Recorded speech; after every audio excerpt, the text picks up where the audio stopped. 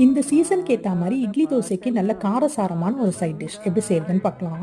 கடாயில் கொஞ்சமாக எண்ணெய் சேர்த்து 3 ஸ்பூன் கடலைப்பருப்பு, 4 ஸ்பூன் தனியா, 1.5 ஸ்பூன் மிளகு, 2 பட்டை, 3 லவங்கம், 1 ஸ்பூன் சோம்பு, 1/2 ஸ்பூன் சீரகம், 5 காஞ்ச மிளகாவை நல்லா வறுத்துட்டு ஆற வச்சு அரைக்கும் போது தேங்காய் தண்ணி சேர்த்து அரைச்சி வச்சுக்கோங்க. அடுத்து சட்டியில் எண்ணெய் சேர்த்து சூடானதும் சோம்பு, பட்டை தாளிச்சுக்கலாம். இது கூட கட் பண்ணி வச்சிருக்க 3 வெங்காயம், கைப்பிடி அளவுக்கு பூண்டு, கொஞ்சமாக கருவேப்பிலை சேர்த்து நல்லா வதக்கிக்கோங்க. வெங்காயம் நல்லா வதங்கினதும் 1/2 ஸ்பூன் இஞ்சி பூண்டு பேஸ்ட், கட் பண்ணி வச்சிருக்க 2 தக்காளி, தேவையான அளவு உப்பு, கொஞ்சமாக மஞ்சள் தூள் சேர்த்து தக்காளி நல்லா குழஞ்சி வர வரைக்கும் வதக்கிக்கலாம்.